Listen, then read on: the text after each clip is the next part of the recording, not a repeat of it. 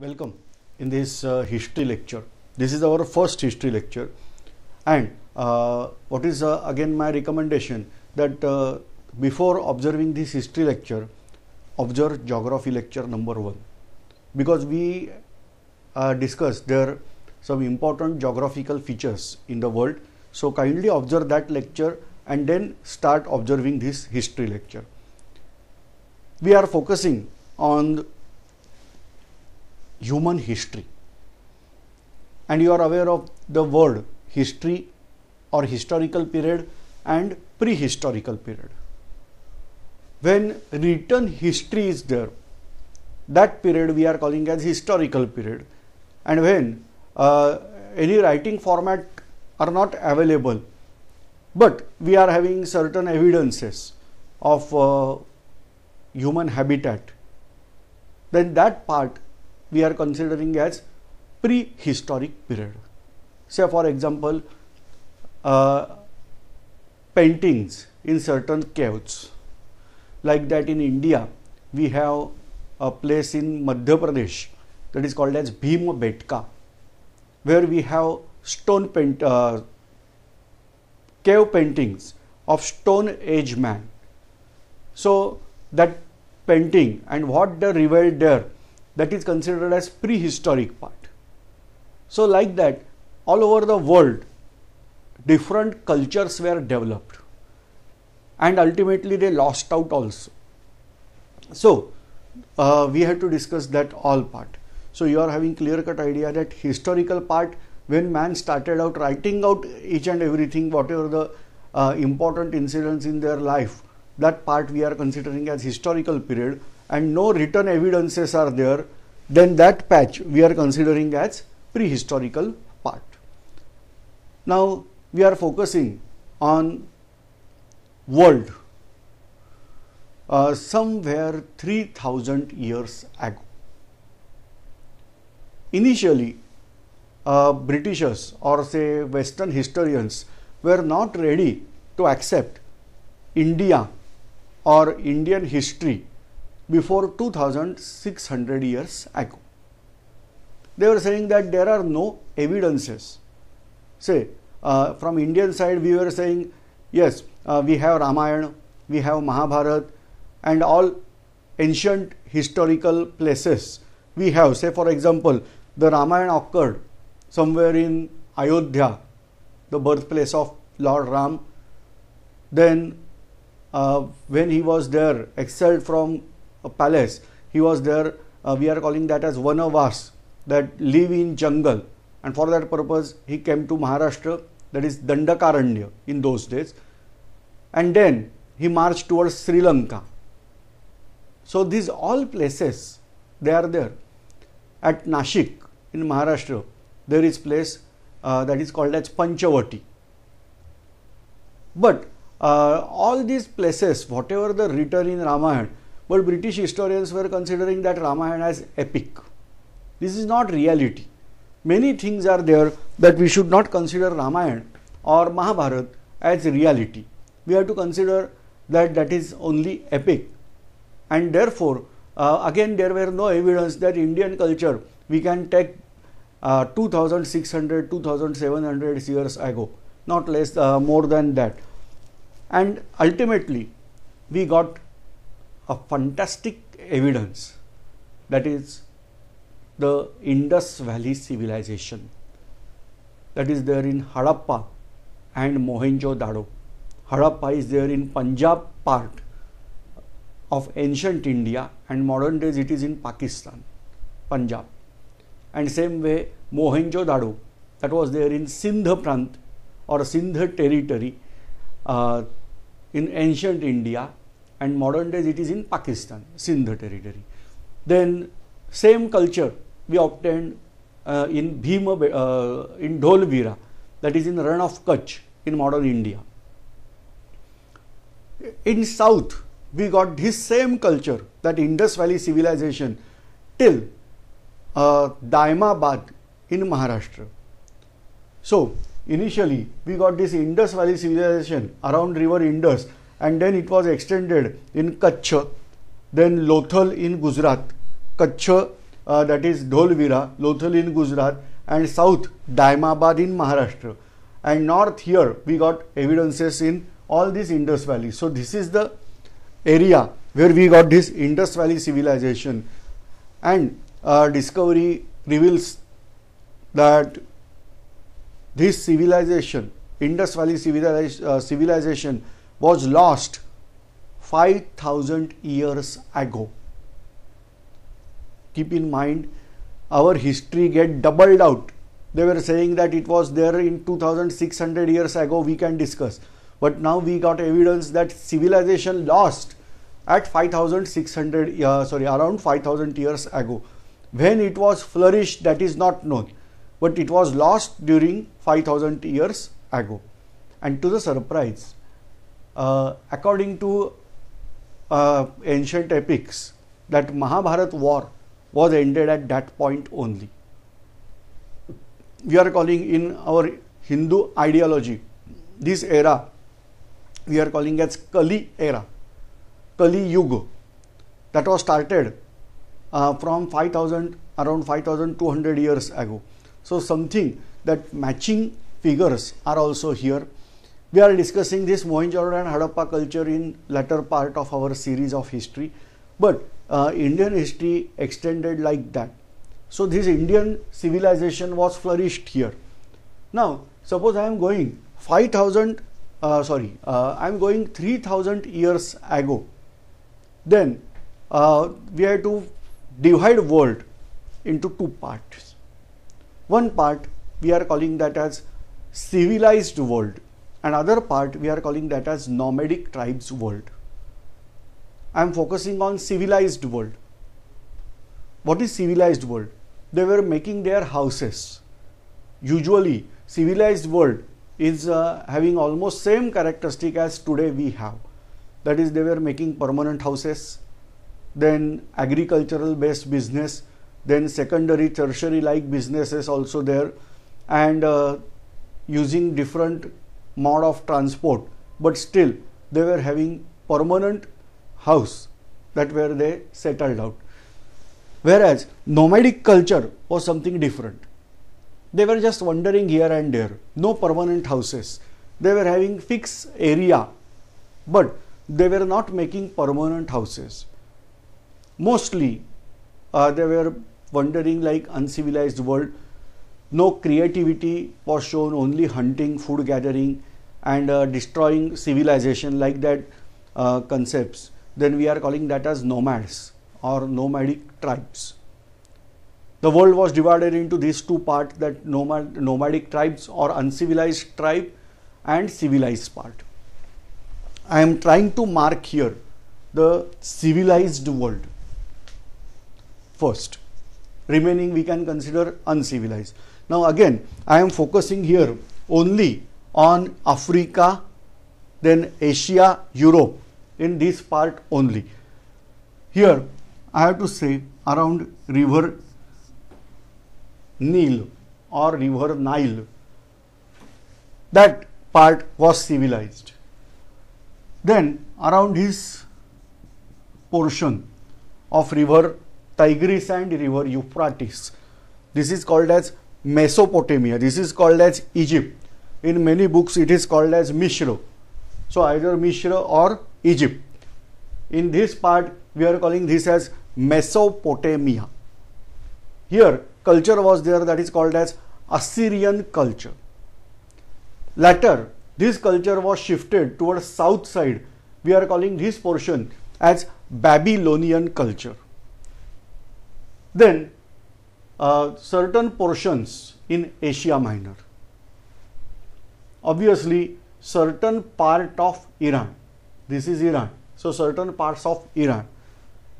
And then in case of India, we have to consider this entire, with known fact, we have to consider this is the territory that was civilized somewhere 3,000 years ago.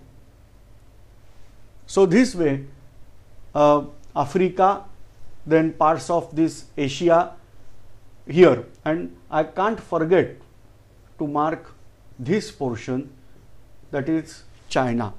In Sanskrit word is there that is called as Prachin, and nation of this name of this nation is also actually Chin. Britishers calling that as China, but actually pronunciation is Chin. So this part of world was civilized. Whatever I have shown in here green color, this part of world is civilized world. Other parts of world mostly uncivilized. Remember, I am drawing this map roughly, and around 3000 years ago, what was the situation that is shown over here? Important parts of Jerusalem here. This part was also civilized. But later on, certain other parts get civilized. Around 2800 years ago, the Greece was civilized. Parts of Roman Empire, Roman part, they got civilized, and slowly civilization spread out in Europe. But that was not to the north of this. This world was nomadic world. Different tribes were settled out here. They were wandering here and there, usually there only. For example, here, a tribe named as Xiongnu. Whatever the present Mongolia is there, in this present Mongolia, this tribe was mostly there, that is called as Xiongnu. Here, towards this China part, there was another tribe named Yuchi. Then, this portion was called as Scythia. So, people over here, they were called as Scythian, but they were wandering from this area. There was no fixed area. They were having this type of their wandering areas. Now here, some people were there, they were called as Vandals. Again, when I am saying Vandal, it sounds something different. One fantastic person is there in India, was there in India actually, named as P.N. Oak. He gave different ideas in history. According to him, the world was having language as Sanskrit in those days. I can't believe. But he said, yes, this what we are calling Caspian Sea, that must be Kashyapiya Samudra. Same way, I can say this way, Vandal, I can write in Devanagari as Vana. This I can pronounce as Van, and Dal I can pronounce as Dal. Now, Vana, that is forest, and Dal, troops. The forest troops, like that translation is there. You are getting matching something, and literally meaning is same. Now here, this type of people, Vandals, then Goth, they were there here. Like that, tribal people were wandering here and there. Till somewhere around 2400 years ago, they were having certain routines. Say for example, the Scythians, usually Scythians used to attack on this Greece part. Because Greece was civilized, Scythians were uncivilized or not that civilized. The Scythians were carrying out invasion on this territory, civilized world, and they were getting their daily requirement from this attack. Again, these Xiongnu's, they were attacking on China in order to get their daily needs, food and what other things. But that's why China was continuously troubled. But India was safe. These tribals were kept outside only. In order to get entry in India, one must cross this barrier of Himalayas. Whereas for China, no such Himalaya was there at north side. South side it is there, and they occupied it. But towards north side, it was not there. And that's why ultimately Chinese people constructed their own Himalaya, that is the Great Wall of China. I am not going down on this topic right now. So just explaining, this type of world was divided. It was divided into nomadic part and civilized part. Now, somewhere in that era only, in Persia, one religion was established. That religion was established by a person named as Zarathustra. I am revising name, named as Zarathustra. But this Zarathustra word was not pronounced properly by Britishers. They are calling them as Zoroaster. And therefore the religion is called as Zoroastrian religion. That commonly we are calling in Mumbai these people as Parsi people. So that is Zoroastrian religion. Actually the word is there that is called as Zarathustra. That was pronounced as Zoroaster. After establishment of this religion, slowly and steadily the Persian territory united together. What name? Persia, that is given by Greek invaders. But according to their own ideology, their name was something, I am removing this part here, this was called as Pars. In Devanagari I can write this way, Pars. So this was their name of the territory. Greeks pronounced this territory as Persia in latter phase. Now, unification of this Pars was carried out and empire building was carried out under leadership of a dynasty that is called as Hakhamani dynasty. And this way they formed first empire over here. Their name of emperors were something like Darius I, Cyrus I, Darius II, Cyrus II, like that. So this Darius united and this Hakhamani, they united the Pars territory and then they further invaded other territories also.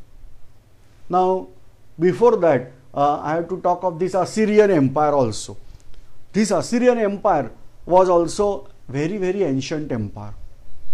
The name of emperor of this civilization, they are mentioned as Asur Mahipal, Asur Banipal, Asur Nisarpal, like that.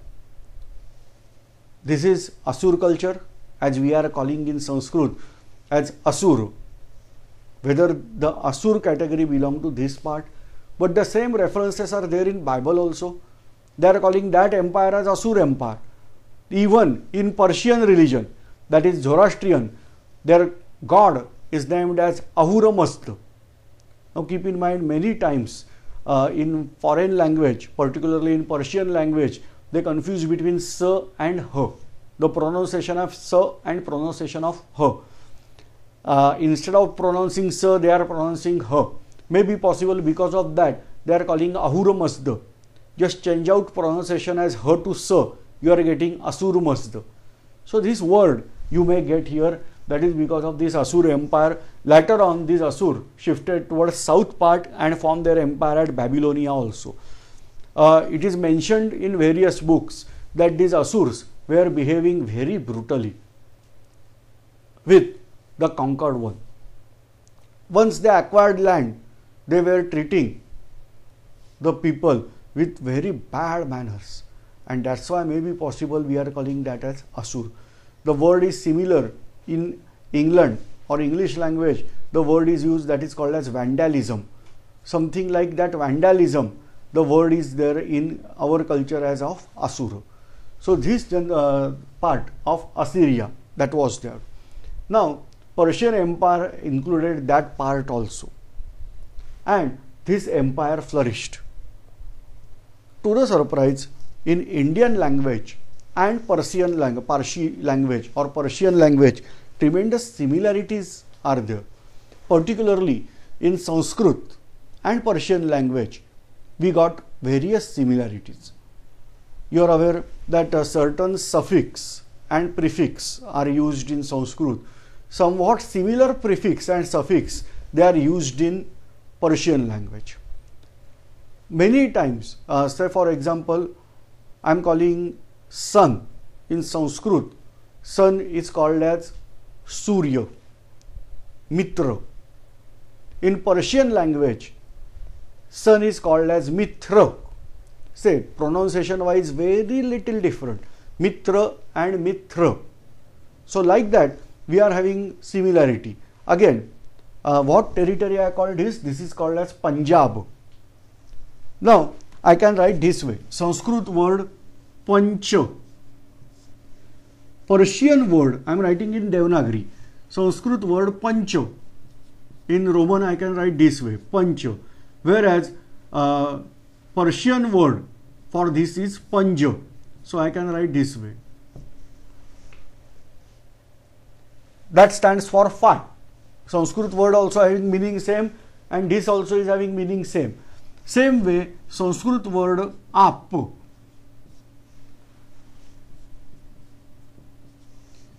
Persian word Ab, meaning again, see, this is water, this is also water, but this is usually we are using as river, and this is we are considering Akashat Patitam Toyam. That means the water which is falling from sky. Say, water that is falling from sky, that is pure, that is not having any contamination of salt. Only carbon dioxide and certain other gases are dissolved, but salt contamination is not there. So this is Aap, Akashat for that A, Patitam Po. So taking initial, the word is made Aap. So Pancha Aap, that can be considered as Panja Ab, that is Punjab. Or simply in Sanskrit this territory was known as Pancha Nada. Nada, you are aware that river is called as Nadi in Sanskrit, but if huge river is there, it is called as Nad.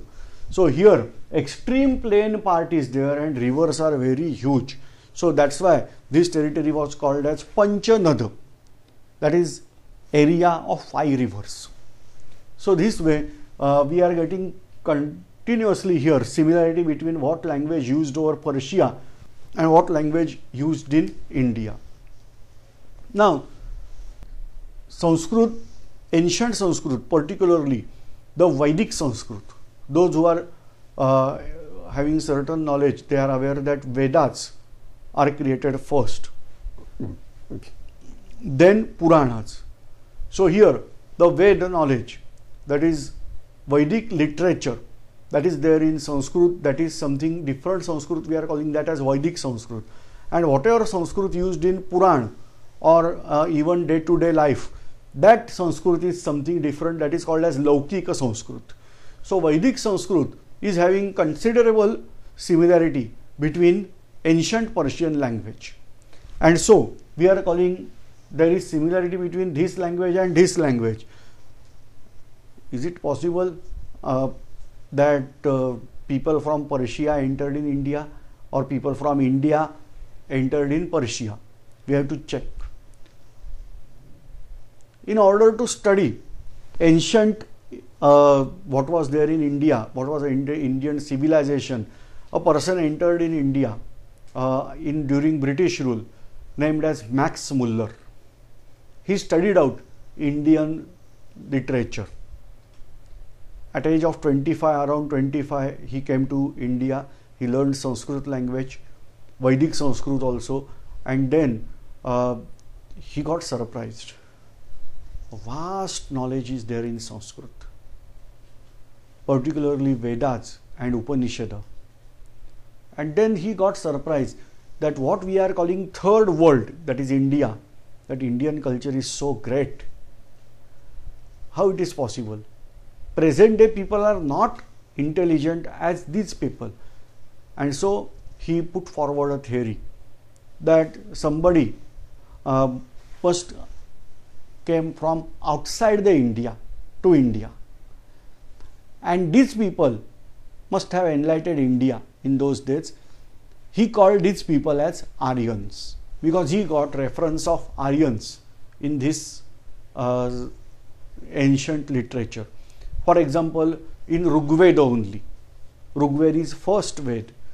In Rigveda he got evidence Krudvanto Vishwam Aryam. I am revising the word sentence, Krudvanto Vishwam Aryam. That is, let us make this Vishwa, Vishwa means universe, Nobel, Arya. He says, let us make this universe Aryan. So this way he got word Aryan. That Aryan word was also popular in Europe, particularly Germany, Greece, etc. These people are also having concept of Aryans. You are aware that Hitler was considering himself as pure Nordic Aryan. Max Muller was also originally German. Then he settled out in England and then entered in India. So he was also aware of word Aryan. And so he considered a people or clan of people, they are calling Aryan, they must have came from same origin. Most probably they concluded somewhere around Caucasus mountain range.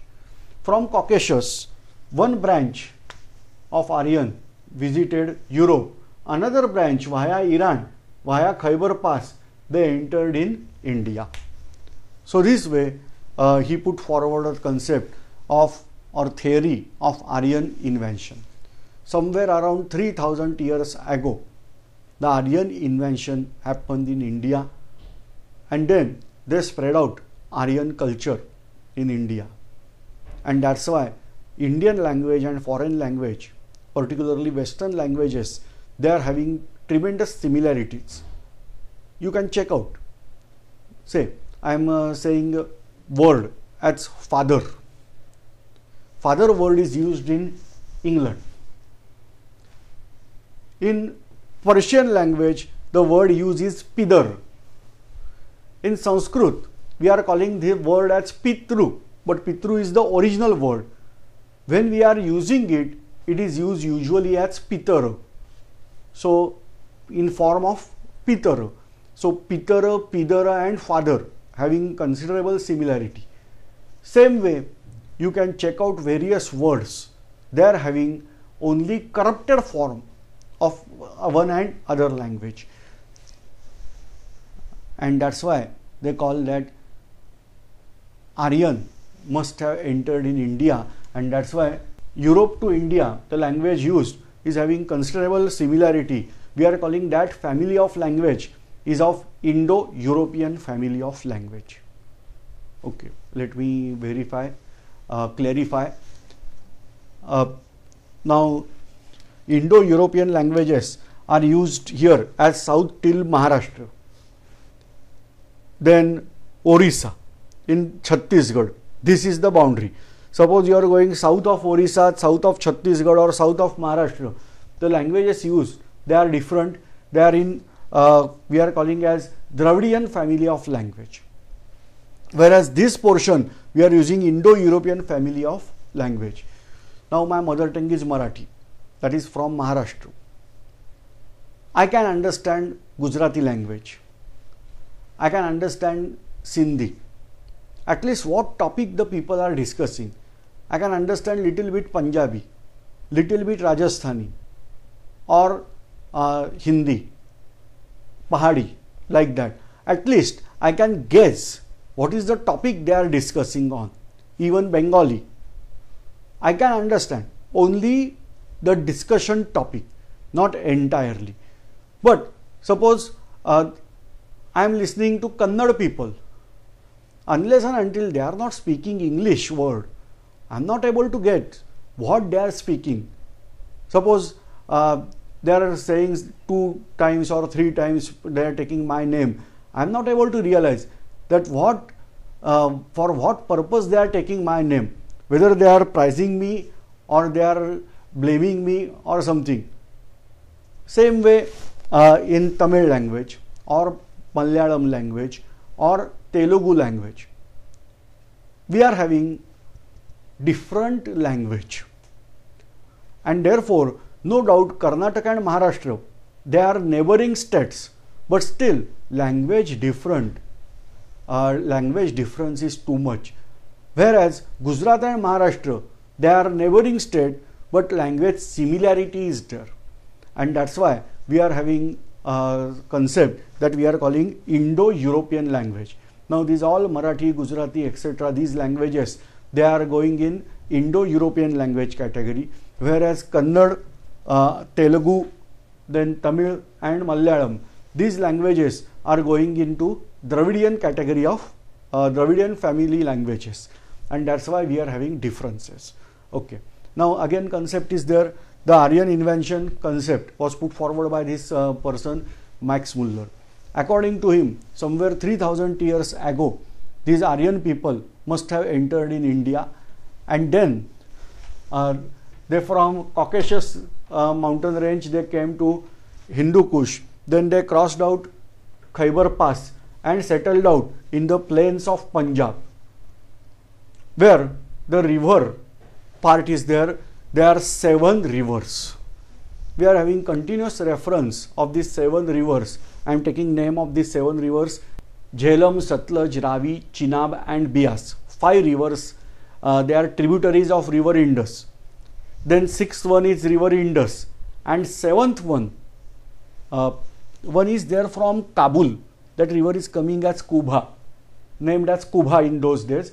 So maybe possible Kubha, or another evidence is there that there must be presence of river Saraswati in this territory. So either Saraswati or Kubha, but this we are calling this territory as 7 rivers territory, that is mentioned as Sapta Sindhu. Now earlier Vedic literature, particularly Rigveda, the first Ved, that is consisting of many references from this Sapta Sindhu, and that's why we are having concept that Aryan settlements were carried out first in this Sapta Sindhu. Then onwards, these Aryans starts entering in Gangetic Valley and ultimately Gangetic Plain, and ultimately they spread out over northern part of India, that was called as Aryavarta. Now, what was there prior to Aryans? There were Indians, yes. They were called as Dravidians. Mostly these Dravidian people were there in northern part of India. They were pushed back because of Aryan invention. They get pushed towards south side, and ultimately their culture is flourished only towards in southern part of India. Northern part was there in hands of Aryan. Still we have certain people here, particularly in Baluchistan. Certain zones are there. The people in this territory, they are speaking out Dravidian language that resembles to Tamil language, and like that concepts are there. So before Aryan invention, there were Dravids in India. There's Dravids, or in European language these people are called as Druid. So either Dravid or Druid, these people were there. These Dravids entered in India. Again keep in mind, if you are considering you are Dravidian and therefore you are perfect Indian, no. Dravidians also came from outside India.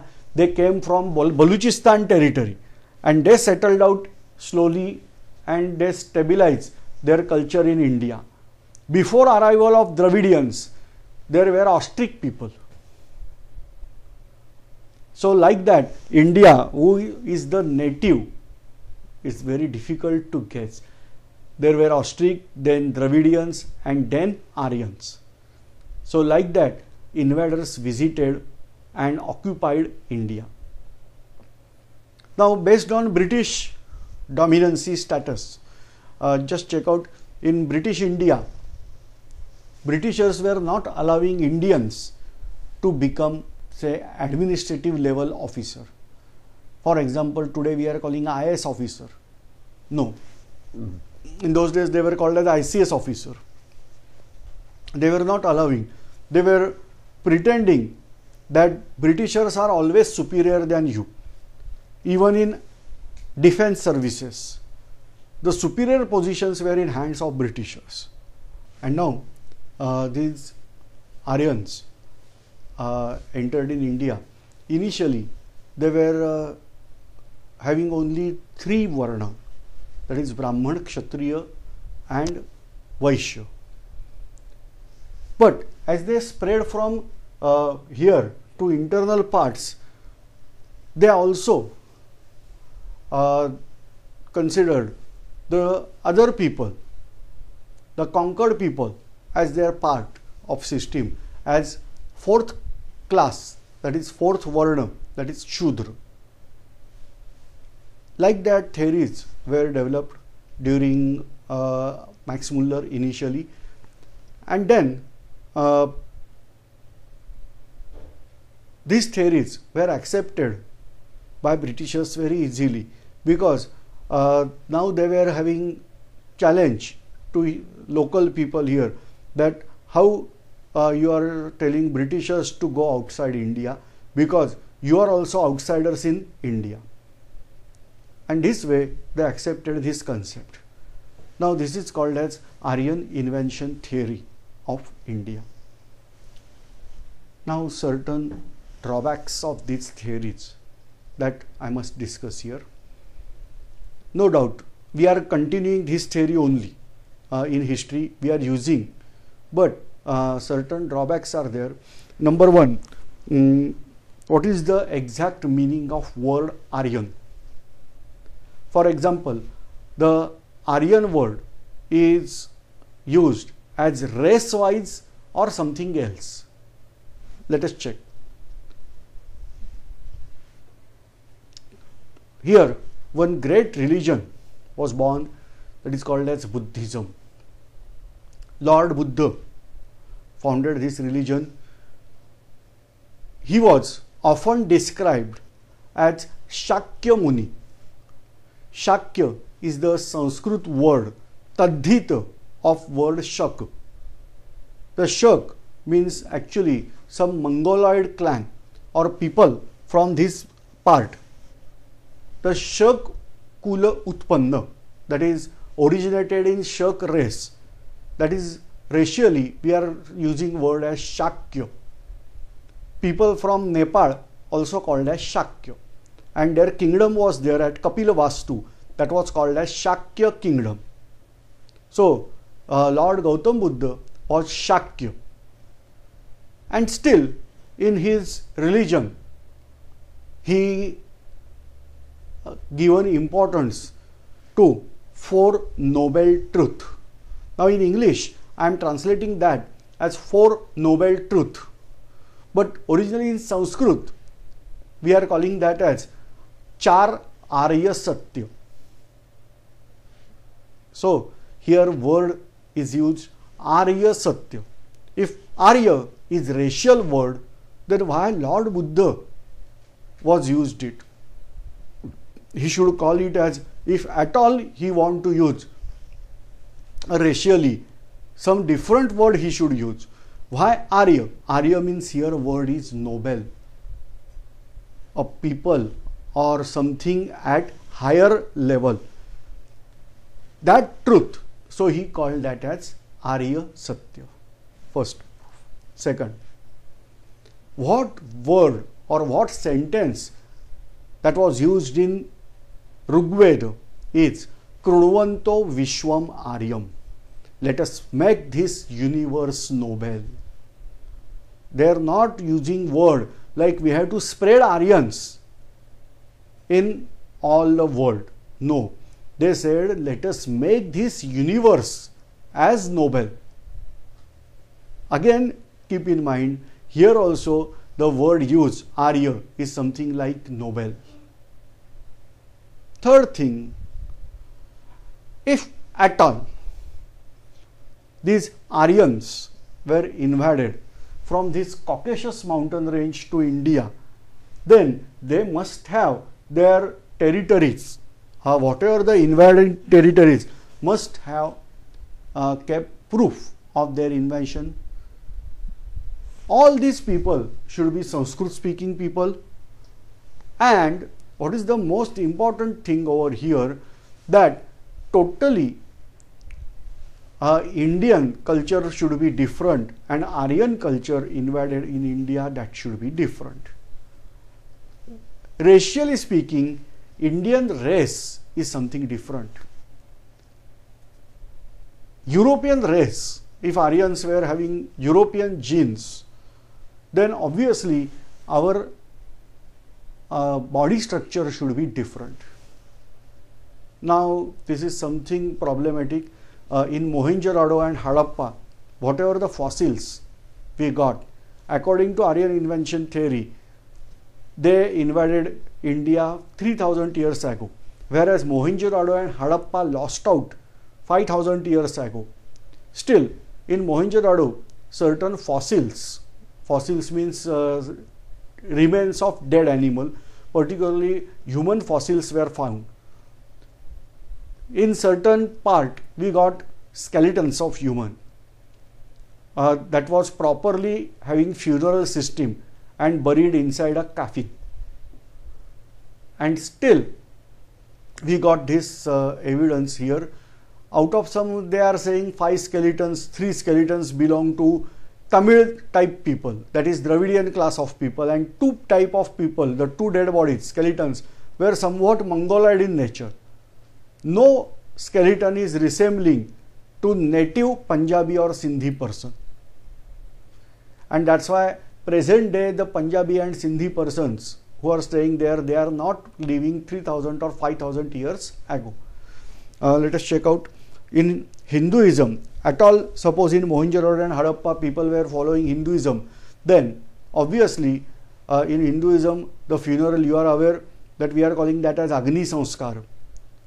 We are burning out that body, and whatever the ash of bone is remaining, that is just spread out in the river, water source.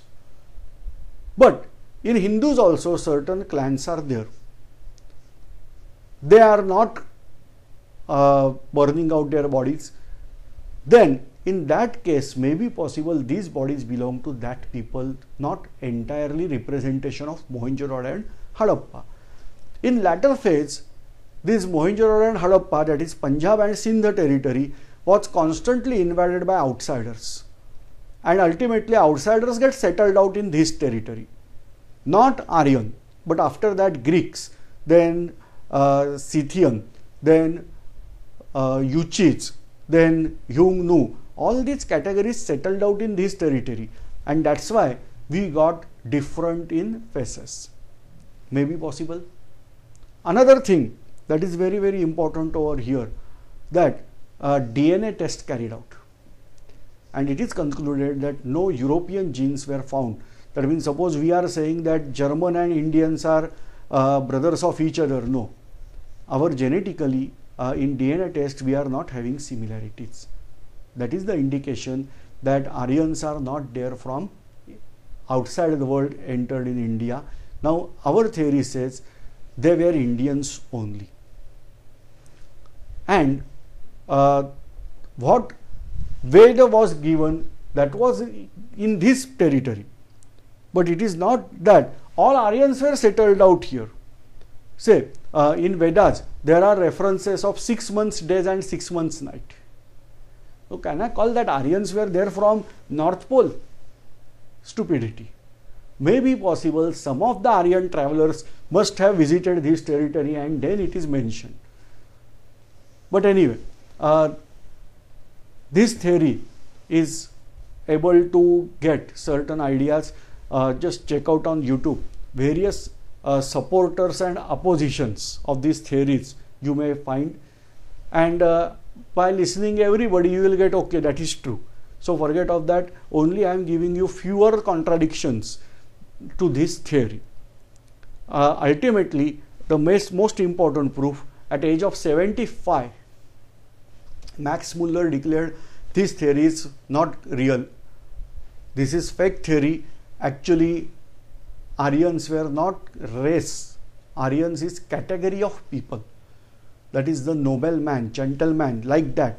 And that's why we are now, we should at least believe in latter Max Muller. Ultimately, he was saying his name, not Max Muller. He was calling his name as Moksha Muller. Forget of that, come to point. So here, the Aryan invention theory, one important part, whatever there in concept, I am able to discuss here. Now, we are switching over to another topic, that is world history topic now. All right. So first, in India, we discussed that Aryan settlements were carried out in this territory. Here, particularly Sapta Sindhu or seven rivers, they were there. Then they settled out in northern part of India, forming their Janapada. Now the word, in this predominantly in ancient Indian descriptions, I am using Sanskrit word because they are there in books. So I am giving you Sanskrit word and followed by English meaning of that. Jana means people. Pada means their kingdom. Here we have to consider as kingdom. So Janapada, that is kingdom of people. Like that, several Janapadas were settled out. Initially, this nomadic mode of life was converted into civilized mode of life. Initially, they were considering a group is important. Then onwards, the cattle belong to the entire group. Later on, this civilized world, they modified into Janapada. Then certain kingdoms were united together to form great kingdom. We are calling that as Maha. Maha means great. Mahajanapada. Don't word break as Mahajanpad. No, Mahajanapada. That is the great kingdoms. And like that, somewhere 16 kingdoms we got in ancient India. 16 Mahajanapada were there. You have to find out that list. For that purpose, I am recommending you here a book on history. I may say that this is really a great book by great author, that is R.C. Muzumdar's book. We are getting various books, ancient history, medieval history, etc. And now we have combining book also. So purchase out that book from whatever the convenient mode.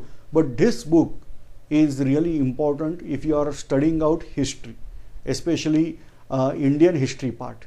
So here the Mahajanapada were settled out. 16 Mahajanapada were there.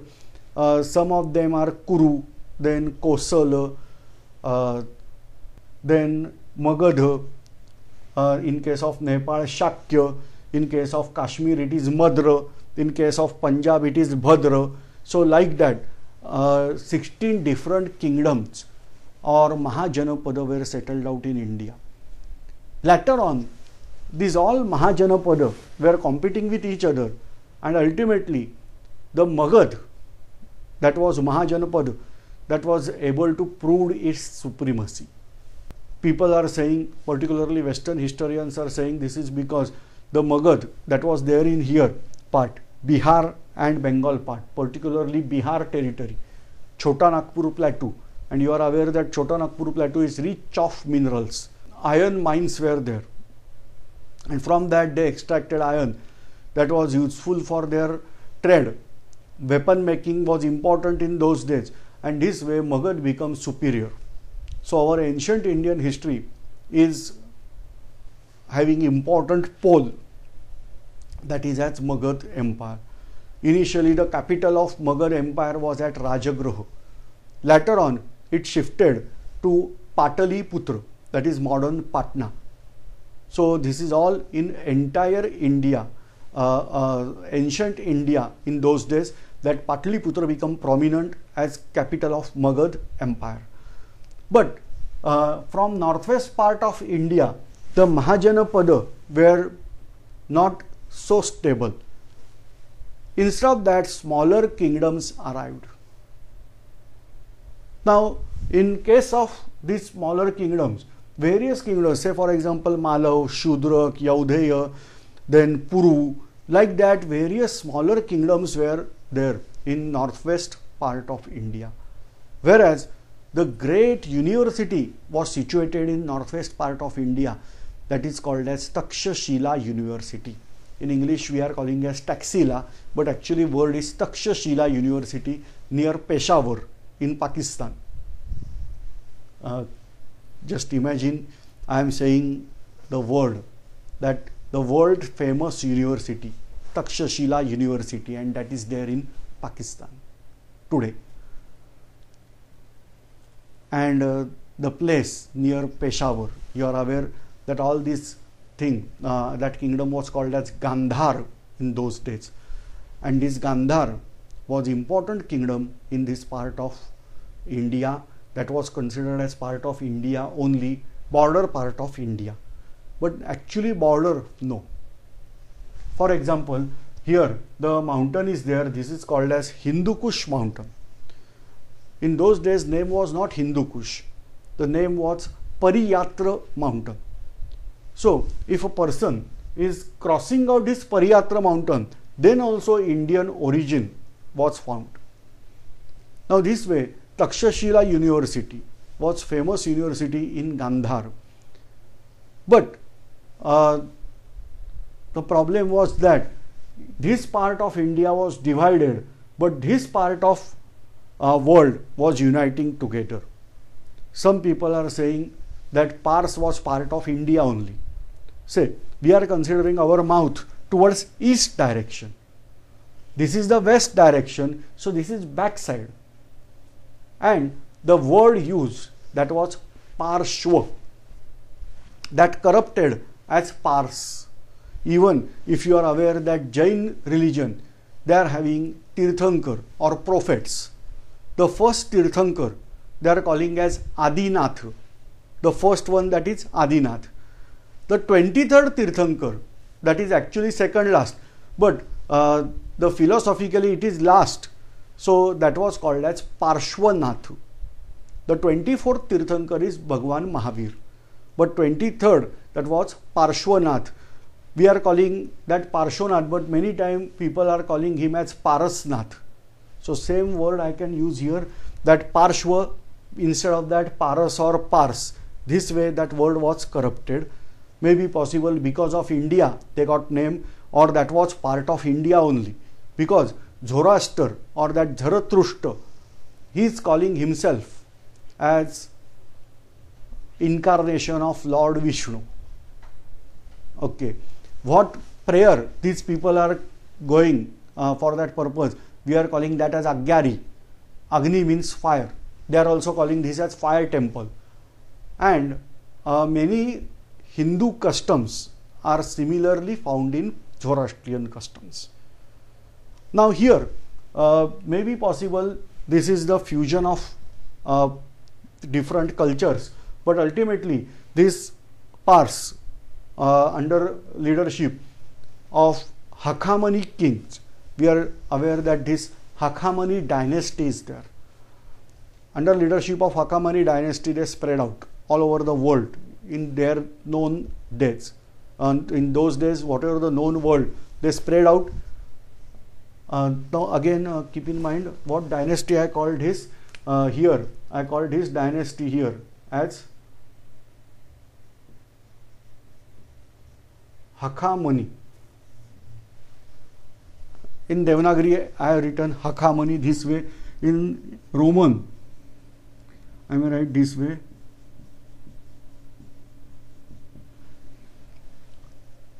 In Greek language, we are calling this as Achaemenid Empire. I was initially having doubt that Achaemenid means something, Achaemony or Achaemenia is name of territory. No, this is corrupted pronunciation of Hakhamani. So Greeks were calling this Hakhamani as Achaemenid dynasty. So that Achaemenid dynasty was ruling on Pars. What we are calling Hakhamani, or their name is Hakhamani. And you are aware that word Sanskrit and Persian, they are having pronunciation of word sir to her. If I am changing this word, instead of her, I am writing S, the pronunciation of sir. I am getting word as Sakhamani, that is friend of mind. And to the surprise, meaning of this Hakhamani dynasty is same, the friend of mind. So this way, this dynasty was ruling over here, and then the emperor entered in India, not by this way. They entered in India by river Indus, and they spread out their empire in India. To west, they were occupying this part. They occupied Asia Minor. So here I am showing you now in this blue color what is the extent of Persian Empire. Israel was part of their empire, so this way the empire was set. And in India, around river Indus, we don't know exact boundaries, but somewhere around Indus river, this part was there under empire, Persian Empire. Then they also occupied certain territories here, and that's why it is spread out in all this continent. Intercontinental, the empire that was Achaemenid Empire. After achievement in India, they carried out Indian soldiers along with them to fight the battle with Greece, and this way Cyrus invaded Greece. Continuous war was there between Indian soldiers, not India, the Persia and Greek, but Indian soldiers were taken for this war as we were part of their empire. Because of this Persian invasion on this territory was influenced by certain writing style. We are calling that as Kharoshtri script. Just come out of topic. Britishers ruled over India for around 150 years. After this 150 years, I am wearing the clothes that is similar to Britishers. I am making my lifestyle that is similar to British Empire or British rule, British people. I am using language English. I am writing in English. This way, there is tremendous influence of British Empire over India, and we are right now observing that. Now imagine Persians ruled out over this territory. Then obviously some influence of Persian culture may be there on this part. So this part that is present day Pakistan, but in those days we are calling Indus Valley civilization. Indus Valley, at that time they developed a script that is called as Kharoshtri script. Say this is Roman script, this is Devanagari script. I am not saying this is English language. What I am saying, Kharoshtri script. So we are writing from here to here. So same way, Kharoshtri script is written from right to left. Something like Urdu, they are writing from right to left. That was developed during those days in territory of river Indus. So this is influence of Persian rule in those days over India, important influence. Now Persian continued to rule over here for several years. At the same time, they continued to sacking out this Graecia also. Now, the Pars were having their capital at here, that is called as Persepolis. It is world's best city, considered as world's best city in those days. Huge palace and what not. A fantastic, marvelous city was there that is called as Persepolis. They were having continuous trouble to the Greeks, and now I am switching over part of history. So initially we discuss about India, now we discuss about Persia, and now we are switching over to Greece. In case of Greece, we are aware that around 2800 years ago, some people from northern part, they entered here and they settled out and they developed Greek culture. These Greeks were having democratic states, but the democracy was direct democracy. A small cities, whatever were there, they were having democratic rule, and there were direct democracy. Say, what is meaning of direct democracy and what is indirect democracy? In case of India, can I vote for Prime Minister directly? Answer is no. I had to elect MP, that is Member of Parliaments, and then these Member of Parliaments decide that who is going to become Prime Minister of India. I am not voting. Say, some parties are declaring this is our candidate for a Prime Minister, all right, but legally, suppose somebody says, okay, that no, I don't want this Prime Minister changed out. We can't blame that legally. Ethically, yes. But I am not voting directly for prime ministership. I am voting for member of parliament only.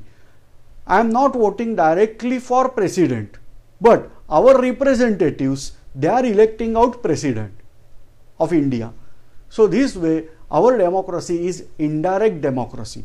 Even at state level, I am not able to elect out who is chief minister of India. I am able to elect out only a member of legislative assembly, that is MLA, and these MLAs will decide who is their chief minister. So like that, in case of India, what we have, that is indirect democracy. Whereas direct democracy means they were directly selecting out their leaders because their number was small. The small city states were there, and that's why they were able to achieve the target. Now Greece was gifted by God. Supposed to be, I should say, is, but in those days also it was gifted by God. So this climate, particularly around this Mediterranean Sea, that is very, very pleasant climate. Here jungles are there, but usually they are all fruiting fruits. Trees are there. Now that's why there were production of fruits, wood was there, as well as stones, usually marbles. Fantastic marbles are obtained in Greece, Italy, etc., that territory. So they were having marbles, fruits, everything, and that's why outsiders were continuously trying to invade Greece. Say for example, we discuss here Scythian people from Ukraine. They were able to invade this territory again and again. Then Persians were also invading this territory. Now the climate was very, very pleasant to live, and then they developed their own culture, the philosophers and whatnot. Socrates, you must have aware of this name, the man who taught them to think. I am not saying us, them. The Greek people were really admiring this Socrates. His disciple was there, that is named as Plato. His disciple was there, that is named as Aristotle. I am revising the tradition. Socrates' disciple was Plato. Plato's disciple was Aristotle. At that time, when Aristotle was ruling over here, this northern part of Greece, particularly this territory around, this is called as Macedonia. In Greek, it is called as Macedonia. In Arabic language, this is called as Makedonia. So either Makedonia or Macedonia, that was ruled by a king that is named as Philippus. Now this Philippus invaded this south part of Greece. This was also part of Greece only, but named as Macedonia. So this Macedonian empire invaded this lower portion or south portion of Greece and formed a Greek empire. That is the way he was able to unify all Greeks in those days. That was forceful, but yes, they achieved the target, that unification of Greeks. Now here, the rule of Persia, that was there for nearly 300 years. Now King Darius III was ruling. Now here, Macedonia, King Philippus was having son named as Alexandrus. In Greek language, it may be Alexandrus. In English, we are calling them as this king as Alexander. Now certain scholars are saying that whatever the ALEX spelling, that pronounced as C, and that is Sikandar only. I don't know, but usually this person is famous as Alexandrus in Greek language. In English, we are calling Alexander. In Arabic language, we are calling as Sikandar. In Persian language, we are calling as Iskandar. So like that, various pronunciations are there. So I am pronouncing here obviously English, so Alexander. That Alexander was a disciple of Aristotle. Now realize importance. So first one Socrates, second Plato, third Aristotle, and in the same thing, the fourth one was Alexander the Great. Alexander the Great was really great, no doubt. And this Aristotle taught him, prepared him very nicely. According to Aristotle, world was divided into two parts. Now listen this theory carefully. You may find his theory applicable everywhere. Say world is divided into two parts. One is Greek part and other one is non-Greek part. The Greek part is fantastic. They were well cultured, really interesting people, whereas non-Greeks were wild, nomadic and etc. What is role of Alexander? That Alexander should convert non-Greeks into Greek cultured. So this way we have to spread Greek culture in the world, and for that purpose we had to rule over the world. Clear the concept? Now if you observe various cultures in world, they were having same attitude that only our culture is great, rest of the cultures are not great and we have to rule over other cultures. Even Hitler was saying same thing. Britishers, same thing. We are behaving like Britishers only. So they made us in form of British. So like that, Alexander was interested to spread out their concept. Now, first thing, that when he was very young, at that time only, Emperor of Greece, that is Philippus, was assassinated. Or maybe possible he died in accident. We don't know clearly. Some people are saying this accident was intentionally carried out by Alexander, and some people are saying no, it was just accident only. Even the certain Zoroastrian people, they are saying no, he was intentionally killed only because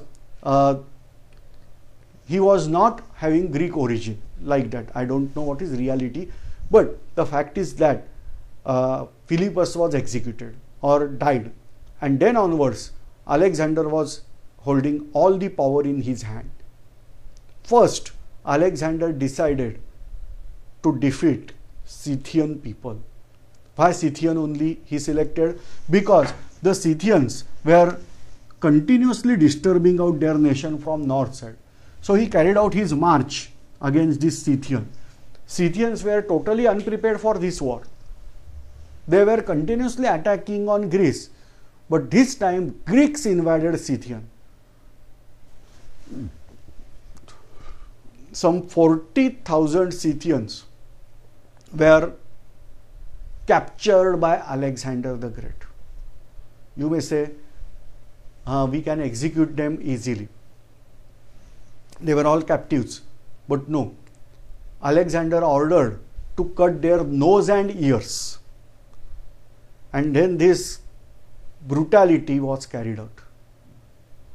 40,000 Scythians. Just look and imagine that 40,000 people without nose and without ears. How terrifying view must be spread in entire Scythia. That is the territory of these Scythian people over here. Why? Because you are again and again troubling our nation.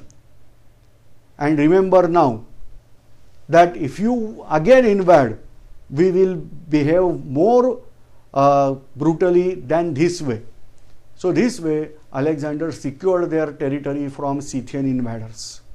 Alexander crossed out this Sea of Marmara, which is there between Black Sea and Adriatic Sea, and just he crossed out here and entered on Asia Minor. Somewhere around 40,000 army was there with Alexander.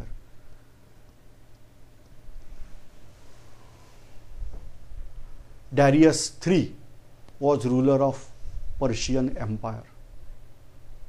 He sent letter to Alexander that you are quite young, you don't have experience of war, you are trying to fetch war on Persian Empire, but Persian Empire is vast.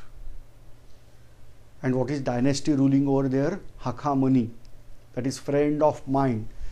We are allowing you to go back. without any trouble. You can go back. But Alexander challenged out, and he managed to enter in empire further with 3 consecutive battles with Darius the Great. Third Darius was ruling over there. With 3 consecutive battles, he managed to defeat Darius completely. At that time, he targeted every time only Darius. He was saying this way, that this is Asian tradition, that Asians are only looking at their leader for war. The moment leaders start running out, whatever the great army, that also start running out from battlefield. And that's why he targeted this Darius in every battle, and in all 3 battles Darius lost out all 3 battles. And then Alexander managed the murder of this Darius III. Then Alexander's army entered in Persepolis and brutally destroyed this all Persepolis. They managed to get victory over this Babylonian empire. Then they entered in Egypt. They conquered Israel part. In entering Egypt, they destroyed their traditional system, that was Pharaoh and all that. When Alexander entered in Egypt, he was declared as son of God, that is called as Zeus, Sanskrit Dev, that is the important god in Indian culture also, and that was there in Greek culture also in those days. Dev, that was corrupted word as Jew and Zeus.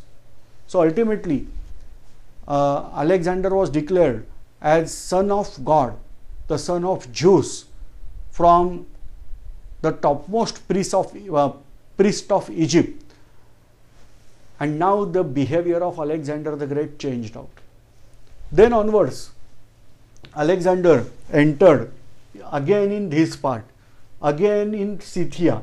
This territory was Scythia. Now this time he conquered somewhere 30,000 Scythian soldiers, but not cut out their nose and ears. That Scythian soldiers were sent to Greece for the purpose that they should get advanced training of war, and this way he become more and more practical approached. After consolidating all this Persian empire, he looked at India and decided to invade India.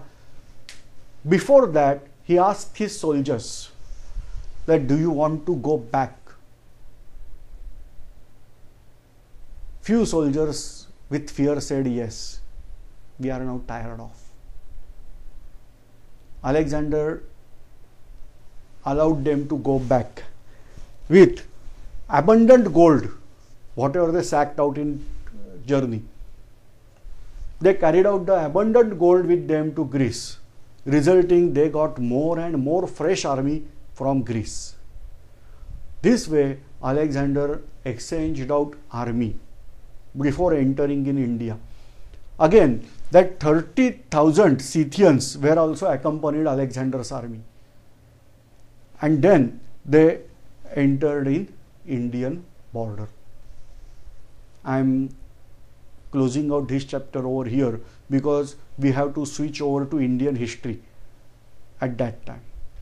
So I am closing out this part and we are now switching over to Indian history in next lecture. Say, we are aware that there were Mahajanapada, and out of that Magad emerged out as powerful Mahajanapada. The ruler, where various rulers ruled on Magad.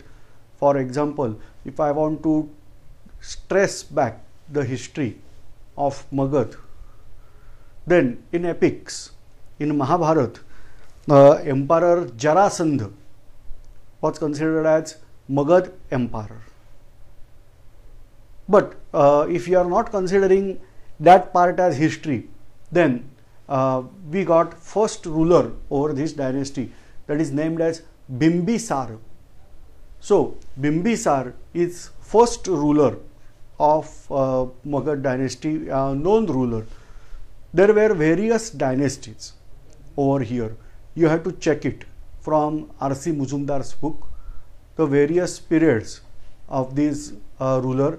For example, Shishunaga dynasty, Nanda dynasties, like that dynasties were ruling out. Now, Magad Emperor during the rule of Alexander, that was Nanda dynasty was ruling over there, and Magad Emperor Mahapadmananda was ruling from Pataliputra. Now, if you observe India, the India here was divided into various parts, various smaller states. Some of them were having overlord as Persian rulers, but now Alexander destroyed that complete Persian ruler kingdom. Magad ruler, that was Mahapadmananda, but he was having terrible affinity for money. So people called him as Dhanananda, and he is famous in history under the name of Dhanananda. Now, at that time, western part of India was divided into smaller kingdoms, and then at Takshashila University, that was there in Gandhar. Keep in mind, Takshashila University is famous in old days, nowadays also. Takshashila University was established somewhere 600 BC or before 600 BC. Exact year of establishment I don't know, but 600 BC that was existing, and it was destroyed by Hun people, that is this Yungnu tribe. So these people destroyed Takshashila University. It was continued its work for more than 900 years. Takshashila University is famous, number one, world's ancient most known university, number one. Number two, world's longest functioning university. And number three, the university where kings from various parts of world were there for education. Some scholars even believe that even Jesus Christ was there at Takshashila University. It is most probably highly contradictory statement, but still some scholars believe that even Jesus Christ was there in this Takshashila University for education. In this famous University of Takshashila, Arya Chanakya was important guru. Now about Arya Chanakya, he was a very intelligent man, and he was not good looking. Many people are saying he was ugly, he was having various problems in his look, but he was really very intelligent man. He was not the chief of Takshashila, but he was important guru in Takshashila University. He was observing, his original name was Vishnu Gupta. So keep in mind, he is famous as Chanakya, but original name that was Vishnu Gupta. Many people are calling him as Kautilya. So three names you have to remember in case of Chanakya. Number one, Vishnu Gupta, that is the original name. Second, Kautilya, and third, Chanakya. He is famous as Chanakya. Now, he was there. It is called as born in some caste that is called as Karush Brahman caste. So he was belonging to that Karush Brahman caste. I don't know about that caste, but he was there in Takshashila University. He was observing the problem in India. It is divided, continuously smaller kingdoms, and entire India was divided into smaller portions. He was having dream to unite that smaller kingdoms of India and make Akhanda Bharat, that is undivided India. So he was having aim of forming undivided India in those days. And for that purpose, he was searching out that rest of part of India is in parts of pieces. But Magad Empire is formed until river Vyas, that is called as modern day Bias. In old days it was called as river Vyas. Magad Empire was there. Influence of Magad Empire was there. And so Chanakya decided to go to Magad Empire. And he was trying to break down or get loopholes in the Magad Empire so that he can conquer that empire. He was wishing to do that. Then Chanakya entered in Mahapadmananda or Dhanananda's court, where he was appointed on as a post that is called as Danadhyaksha, that is chief of grant. Whatever the grants were given by government of Dhanananda, he was appointed as chief of that. Here again contradiction is there. People are saying that Dhanananda, that was having terrific affinity for wealth, but here he was having post as Danadhyaksha, that is president of donation or grant that. One day while he was working, Mahapadmananda or Dhanananda entered over there at his department and he started laughing at his ugliness. Chanakya was insulted and then decided that, okay, I will finish off you and your entire dynasty. And then he escaped from Magad, having a dream that we have to destroy the Magad Dhanananda kingdom, that is Nanda dynasty. And then he entered in again forest region, where he got one child named as Chandragupta. We don't know exact origin of Chandragupta.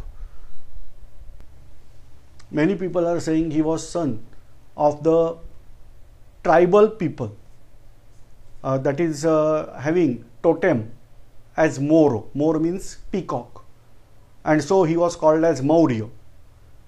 Some people are saying his mother's name was Mura and she was working in the court of Dhanananda.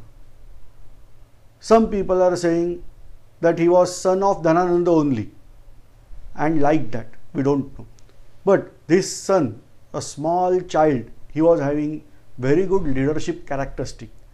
Chanakya observed that and taken him for higher education at Takshashila. For several years, he was trained thoroughly in the University of Takshashila under guidance of Chanakya. Till that, there was Alexander's invasion. Here, this is the portion when Alexander was ready to carry out attack on India. But question is that why Alexander was calling this part as India? So we are aware that the name of Persia that was given by Indian, that was Parshva. Parshva was corrupted as Pars, then it was corrupted as Persia in Greek.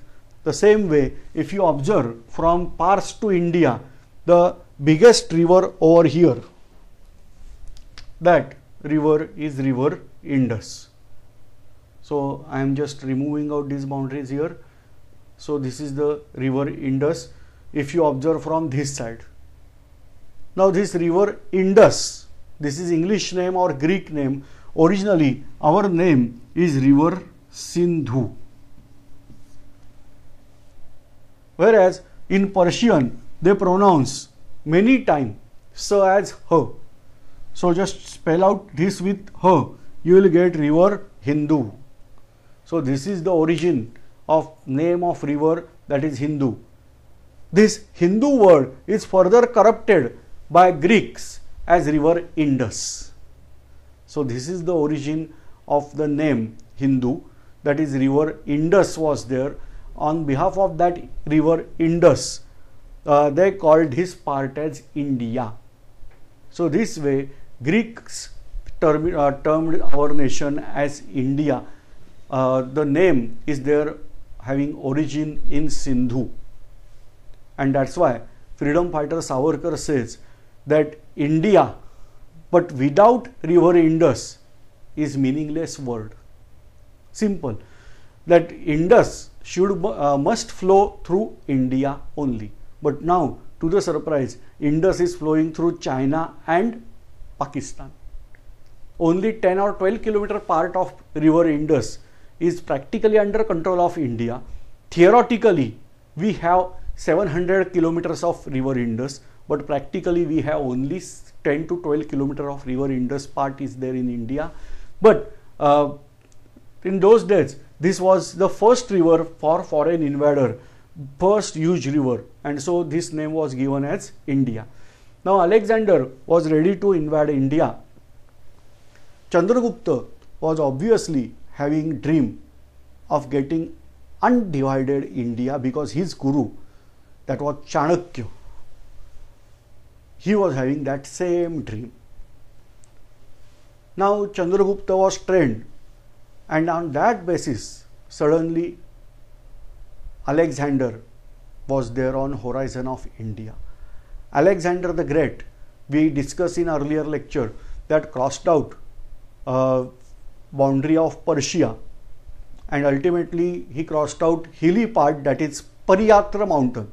Pariyatra mountain means Hindu Kush mountain, which is here. But the people offered their terrible resistance. Alexander was astonished by this type of resistance. But these people were not of good nature. They were carrying out tremendous destruction of the conquered territories.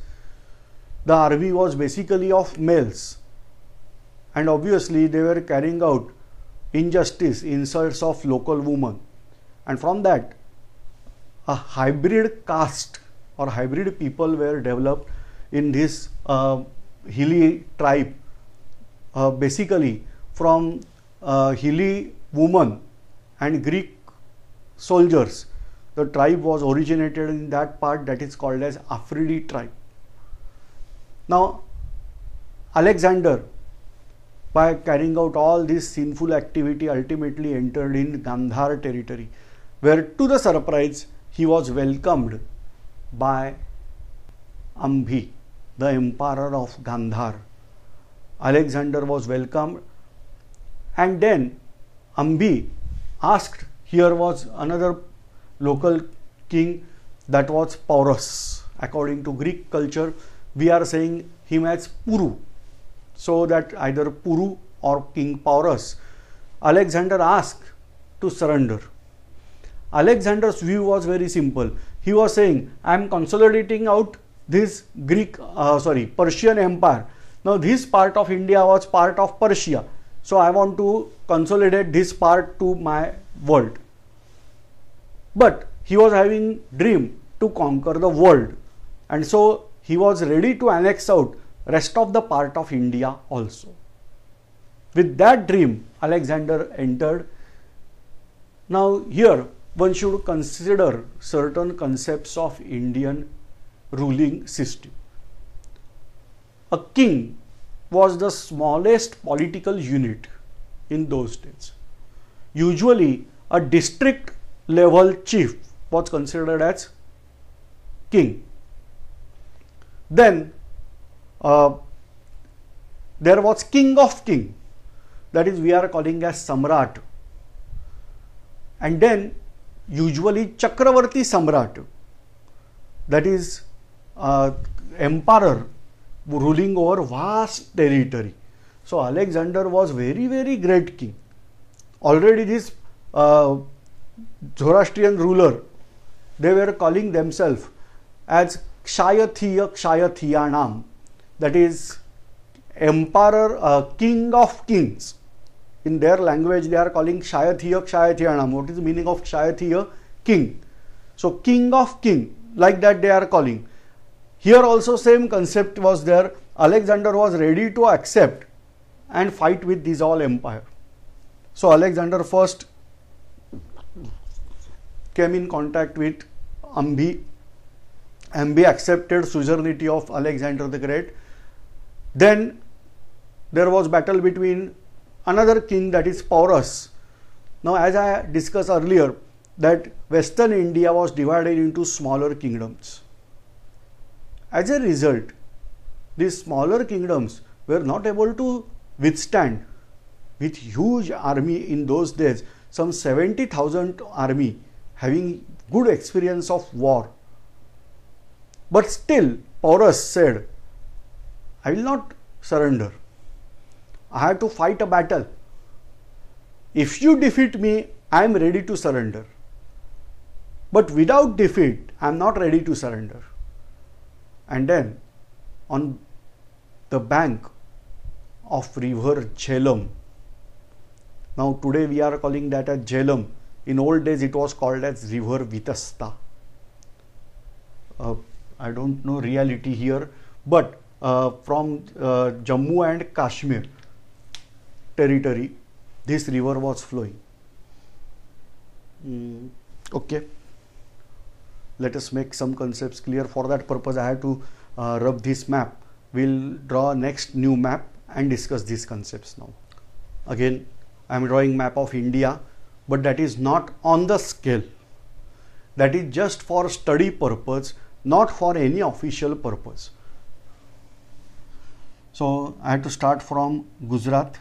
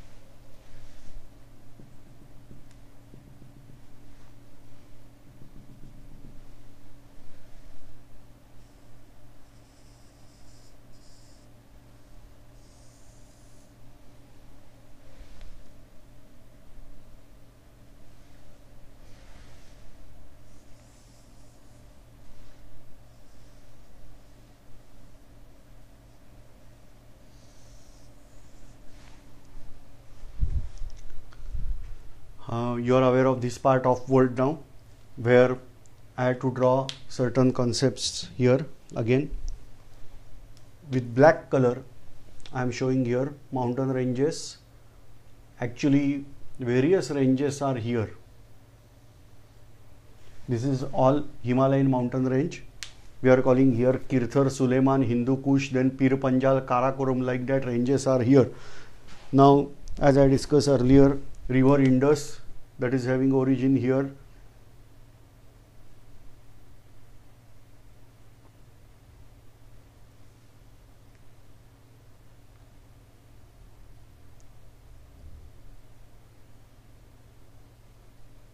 This is river Indus. This is called as distributaries of river Indus. Then here, not from Himachal, Uttaranchal, Yamuna, Ganga, confluence at Allahabad, and they are going here. This is one of the tributary, that is Hooghly. Here, Yarlung, Songpo.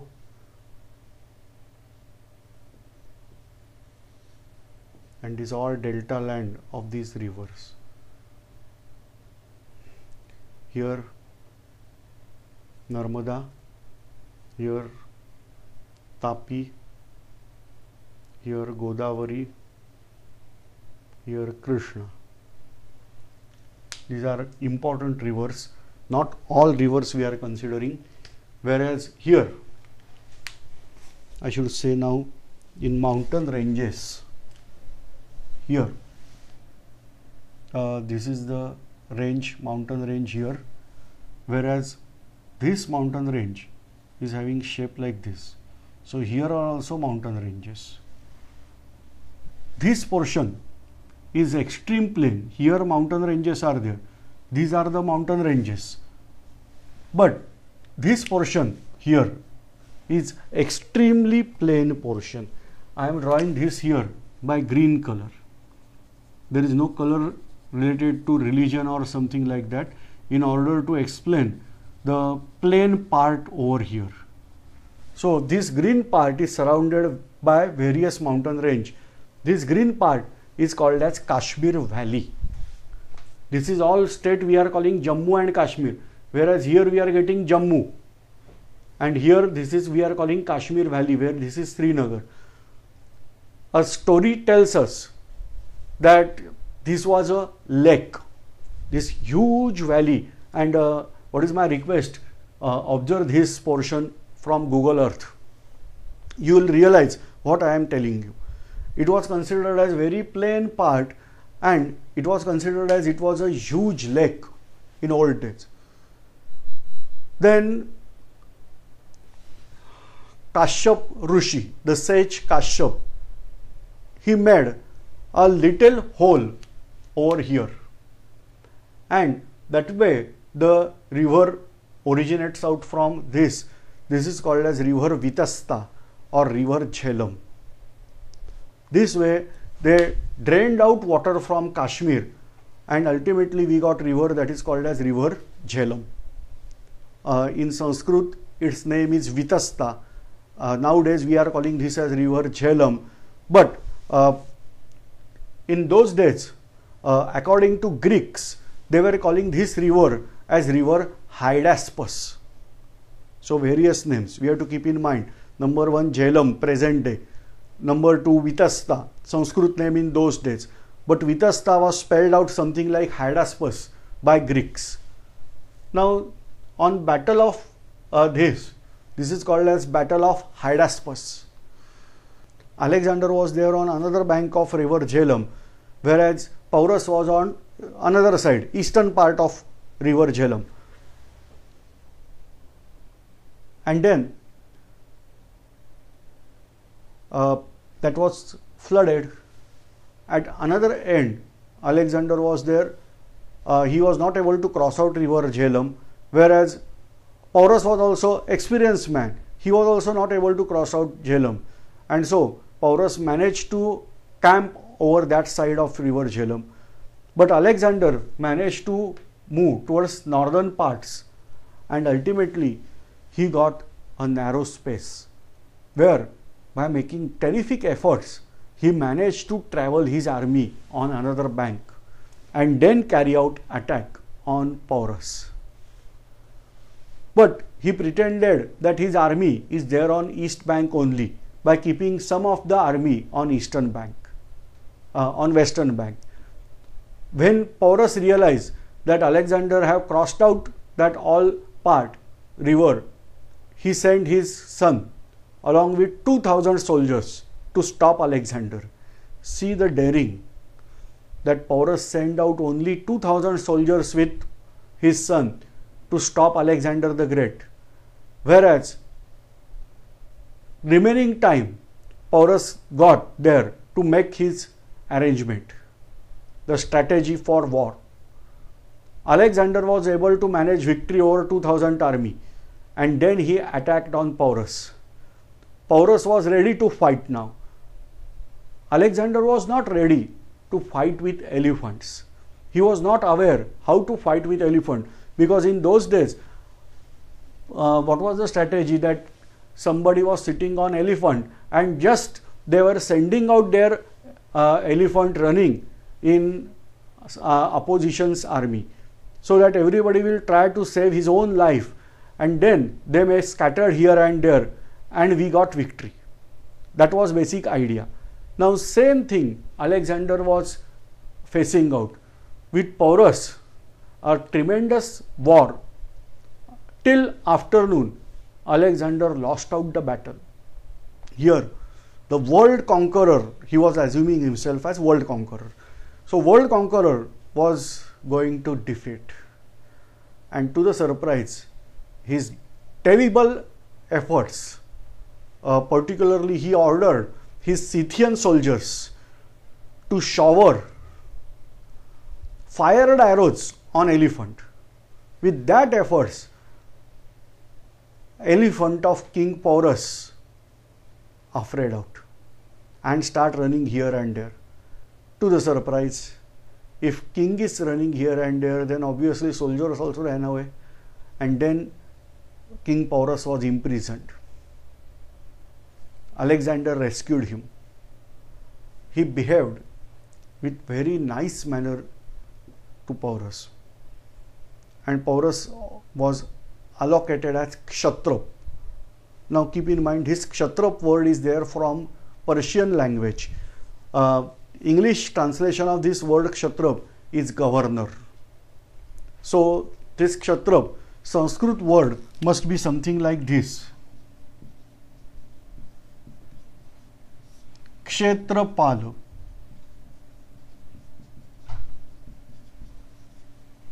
So that was corrupted as Kshatrap. So this way, the governor or Kshatrap, that means a feudal, was appointed. So Alexander appointed Porus as Kshatrap, and now Porus was ready to act. Puru was ready to act like Kshatrap because he was defeated by Alexander, whatever the reason, but he was defeated by Alexander. Now Alexander moved further. There was another river of Punjab, that is river Bias. Alexander managed to go till river Bias, but henceforth his army was not in a position to carry out attack further. Bias onwards, there was rule of a small kingdom, small state. They were having name as Yaudheya. Now these Yaudheya were warrior clan people. Like we are going for education, same way these Yaudheyas were having education of war. And that's why we are calling Yaudheya. Yaudheya means clan of war only. For more detail about this Yaudheya clan, I am suggesting you another book of history that given by freedom fighter Savarkar. You must read this book also in order to get another side of history. The thing is that our history is written by Britishers and it is not always perfect. In order to get another side of history, we should read this type of books also. So the name of book, that is Six Glorious Epoch in Indian History. I am revising the name, Six Glorious Epoch in Indian History, given by freedom fighter V.D. Savarkar. This book is available in 12 different languages, that is inclusive of English, Hindi, Marathi, Gujarati and other languages also. You will get this book free to download from the site, that is savarkarsmarak.com. I am giving the name of site, that is savarkarsmarak.com. Here you can get this book for free of cost, free download in PDF format only. Now read that book also. In this case, Alexander was on bank of river Bias and his army was not ready to cross out or not ready for battle. Alexander was astonished. Ultimately, he decided to speak out with their soldiers, and in publicly he spoke out in front of their soldiers. A fantastic encouraging speech was delivered by Alexander, whereas exact reverse impact was there. What Alexander said, that you have to fight, you have to prove your greatness. Till death you have not fought with this type of enemy, and now this is real time that you should fight. You have to prove your greatness, etc. Result, the army was astonished. Okay, that means Porus was ordinary warrior. Still, we have to make war with different enemies. It was just a discouraging fact for army. And then army decided, Alexander decided, all right. He entered in his camp and not came out for 3 days. After 3 days, he said, okay, I am going with you. If you are not ready to fight, we will go back. We can conquer India any time. Right now we can move back. But while going back, we should go by river Indus. And then through Indus, we can reach to sea. And then we can enter to Babylonia. So like that path was given by Alexander. And then they decided to move back. Now army was encouraged and they decided to move back. So many questions are there.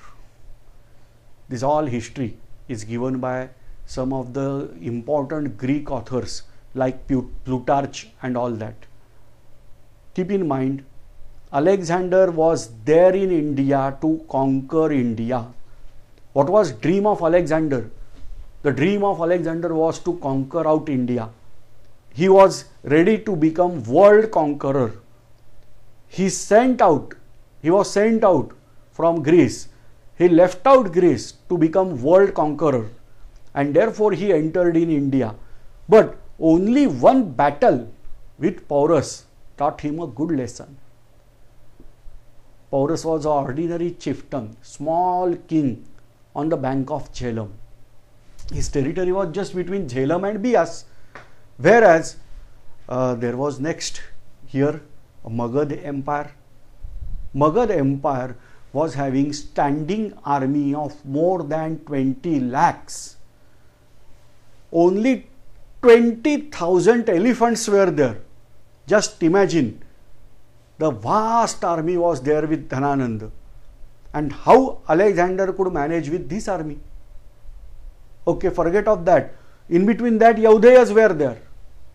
And so Alexander decided not to move further, go back. But question is that why Alexander was not selected to go via Khyber Pass? Why he decided to go by river Indus? Maybe possible Ambhi must have betrayed him. Chances are there. See, from childhood only, when I read this part of history, particularly when I was there in 5th standard onwards, I was keen to read about this part. I was not getting certain answers. If Ambhi was friend of Alexander, then why not Ambhi accompanied in the battlefield with his army? Second, why not Ambhi gave him elephants? Or why not Ambhi trained him how to fight with elephant? Most probably Ambhi must have welcomed him and closed down the door. Now Alexander was trapped inside and then decided to move by river Indus. In between that, it is believed that Chanakya, he was not kept quiet. He was continuously carrying out moral attack over Alexander. And then Alexander decided to move back by river Indus. In next lecture, we are going to discuss this part, that how Alexander was turned back. But here I have to discuss certain points, that Alexander decided to turn back from river Bias, that is river Vyas in those days. That means Alexander was not a world conqueror. I am using word again. I am not saying Alexander was not a great warrior. I am saying Alexander was a great warrior, but he was not a world conqueror, as Greek historians are describing him again and again, that Alexander was the world conqueror. No, and this is not my words. These are all the words of freedom fighter Savarkar. You go through that book, Six Glorious Epoch in Indian History, you will realize the way he is explaining out about Alexander. And obviously you may say that whatever, the world map is there, Alexander was able to conquer this Arabian Peninsula, parts of Egypt, then Persia, Afghanistan and parts of Pakistan and little bit part of present day India. But his map was not like that presently I am showing. His map I am marking here with black color. According to his map, this was the end of world. So only his map was giving concept of this world till here. And still he was not able to accomplish this task. Whatever the Gujarat, Maharashtra, Andhra Pradesh, then here Karnataka, Tamil Nadu, Kerala, this was not part of his world. Okay. Then what about China, Tibet? What about Myanmar? What about Japan, Cambodia, Vietnam? So many countries were there. Even Alexander was not able to touch his white feet over there. This is the reason Alexander was not a world conqueror. Somebody is saying Alexander is world conqueror and we are also saying same way that Alexander is world conqueror. No, keep in mind, Alexander was a great warrior only. He was not at all a cultured man. The way he behaved in India is not at all tolerated. Keep in mind, we have to read history, what it really meant. Why several people in India on the path of Alexander's invention was carried out suicide. Why they committed suicide? What is the word that is origin we are calling as Johar? What is the origin of this word? When Alexander decided to move back, at that time, he troubled various people. Say, I don't want to discuss this topic over here because we are discussing this academically.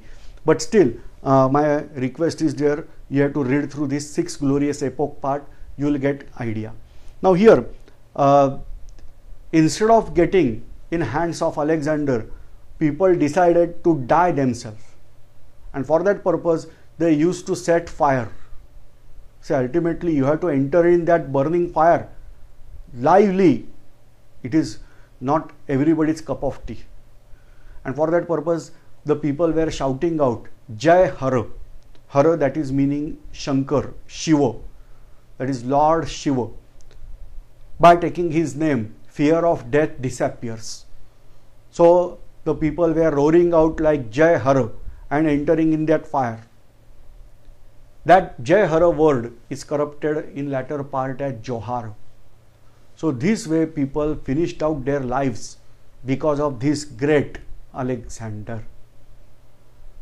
Now Alexander entered through river Indus. He was troubling out various states. In this route, there were 2 states like Hindustan and Pakistan. They were having tremendous enmity between them. They were Shudrak and Malav. But they united together and decided to fight back Alexander the Great. And then a massive battle was carried out between Alexander and this Malav Shudrak. Alexander was fighting with one fort, and ultimately Alexander was not able to get that fort. By carrying out several efforts, more than 8 days Alexander was troubling, but he was not able to conquer that fort. His army was tired, and then Alexander carried out his another task.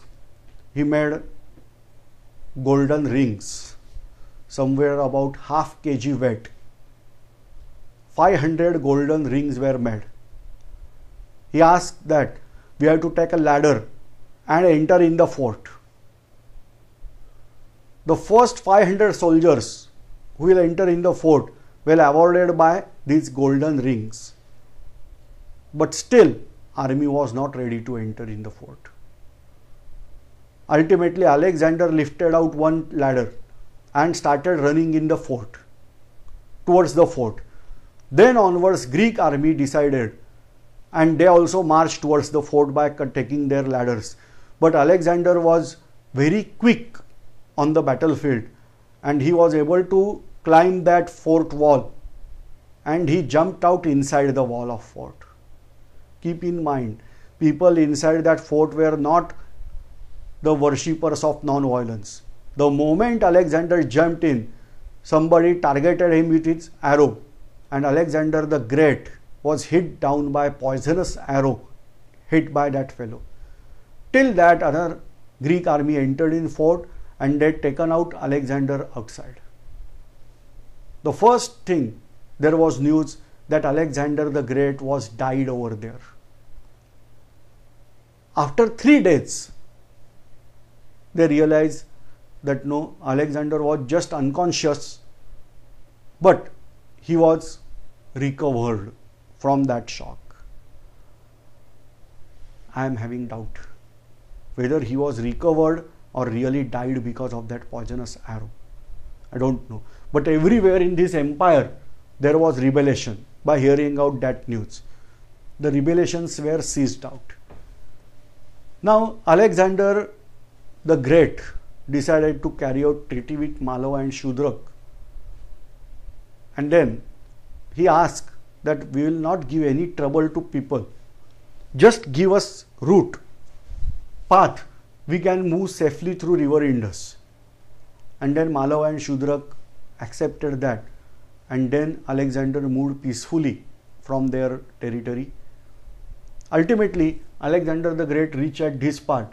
Then he divided his army into 2 parts. The first part will move from land side and another part will move from river side, from ocean side or sea side. And then they reached somewhere here, that is Babylonia.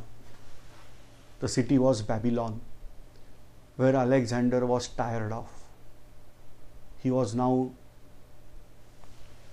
having various problems and ultimately he died out at Babylon. He was not able to return back to Greece. He just died out at Babylon in this Arabian subcontinent. Question is that why Alexander died?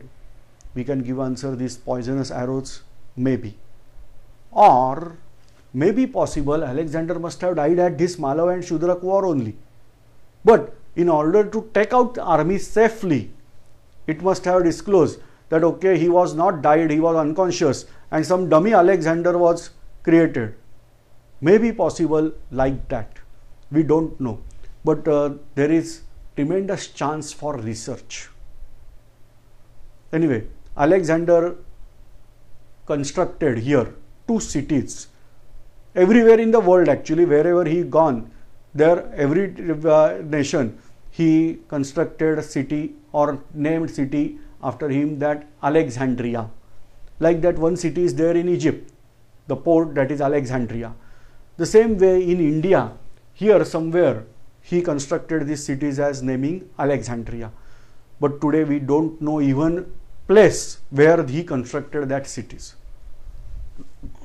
Now, Alexander was able to establish his empire here, that was named as Hellenic world.